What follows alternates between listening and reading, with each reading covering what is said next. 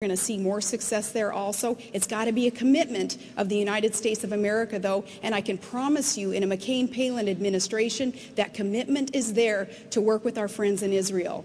Senator.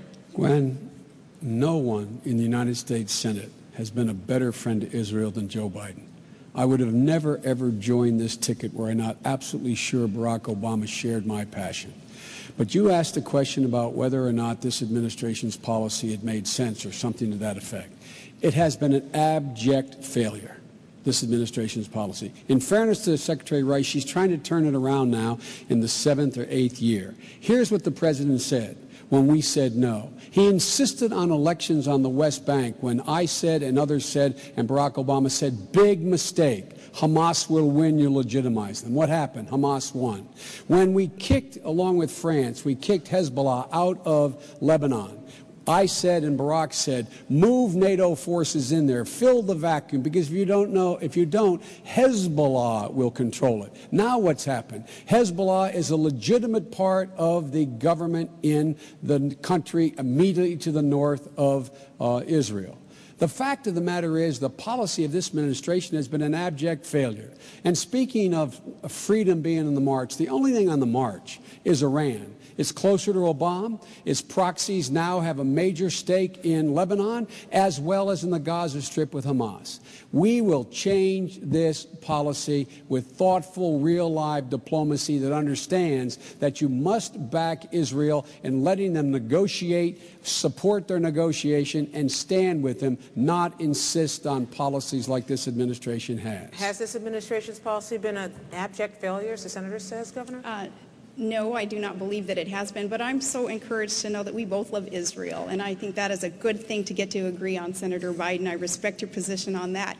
No, in fact, when we talk about the Bush administration, there's a time, too, when Americans are going to say enough is enough with your ticket on constantly looking backwards and pointing fingers and doing the blame game. There have been huge blunders in the war. There have been huge blunders throughout this administration, as there are with every administration, but for a ticket that wants to talk about change and looking into the future, there's just too much finger pointing backwards to ever make us believe that that's where you're going. Positive change is coming, though. Reform of government is coming. We'll learn from the past mistakes in this administration and other administrations, and we're going to forge ahead with putting government back on the side of the people and making sure that our country comes first, putting obsessive partisanship aside. That's what John McCain has been known for in all these years. He has been the maverick. He has ruffled feathers, but I know, Senator Biden, you have respected him for that, and I respect you for acknowledging that. But change is coming. Just looking backwards, Senator? Look, past is prologue, Gwen. The issue is, how different is John McCain's policy going to be than George Bush's? I haven't heard anything yet.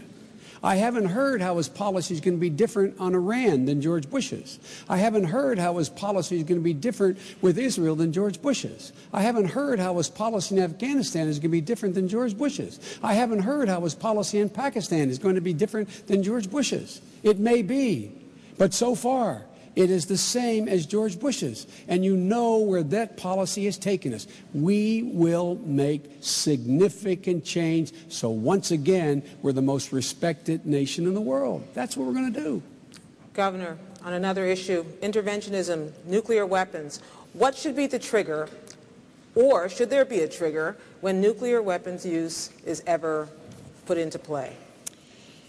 Nuclear weaponry, of course, would be the be-all, end-all of just too many people and too many parts of our planet, so those dangerous regimes, again, cannot be allowed to acquire nuclear weapons, period. Our nuclear weaponry here in the U.S. is used as a deterrent, and that's a safe, stable way to use nuclear weaponry. But for those countries, North Korea also under Kim Jong-il, we have got to make sure that we're putting the economic sanctions on these countries and that we have friends and allies supporting us in this to make sure that leaders like Kim Jong-il and Ahmadinejad are not allowed to acquire, to proliferate, or to use those nuclear weapons.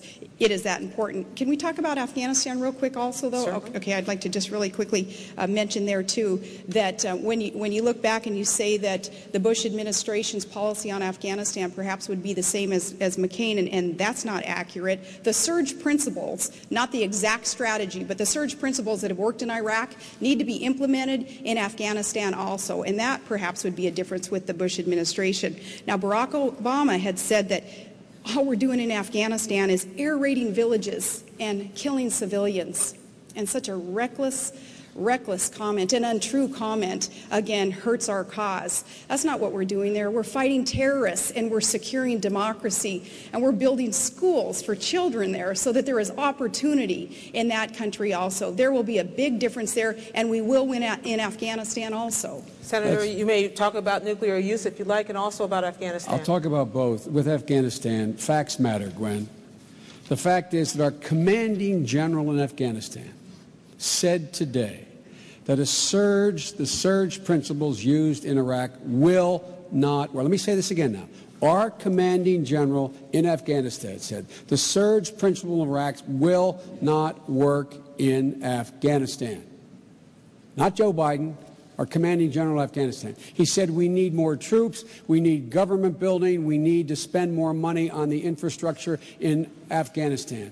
Look, we have spent more money, we spend more money in 3 weeks on combat in Iraq than we spent on the entirety of the last 7 years that we have been in Afghanistan building that country. Let me say it again. 3 weeks in Iraq, 7 years or 6.5 years in Afghanistan. Now, that's number one. Number two, with regard to arms control and weapons, nuclear weapons require a nuclear arms control regime. John McCain voted against the comprehensive nuclear test ban treaty that every Republican has supported. John McCain has opposed amending the nuclear test ban treaty with an amendment to allow for inspections. John McCain has not been the kind of supporter for dealing with, and let me put it another way, my time's almost up. Barack Obama, first thing he did when he came to the United States Senate, new senator, reached across the aisle to my colleague Dick Lugar, a Republican, and said, we've got to do something about keeping nuclear weapons out of the hands of terrorists. They put together a piece of legislation that, in fact, was serious and real. Every major, I shouldn't say every, on the two at least that I named, I know that John McCain has been opposed to extending the arms control regime in the world. Governor. Well, first, McClellan did not say definitively that the surge principles would not work in Afghanistan, certainly accounting for different conditions in that different country, and conditions are certainly different. We have NATO allies helping us for one, and even the geographic differences are huge. But the counterinsurgency principles also could work in Afghanistan. McClellan didn't say anything opposite of that. The counterinsurgency strategy going into Afghanistan, clearing, holding, rebuilding the civil society and the infrastructure can work in Afghanistan. And those leaders who are over there who have also been advising George Bush on this have not said anything different but that. Senator.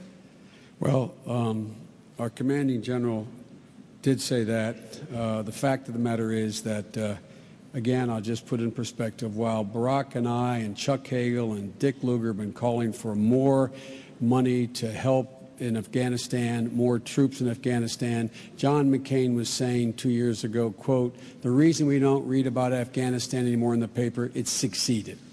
Barack Obama was saying we need more troops there. Again, we spend in 3 weeks on combat missions in Iraq more than we spent in the entire time we have been in Afghanistan. That'll change in a Barack Obama administration. Senator, you have quite a record. This is the next question here.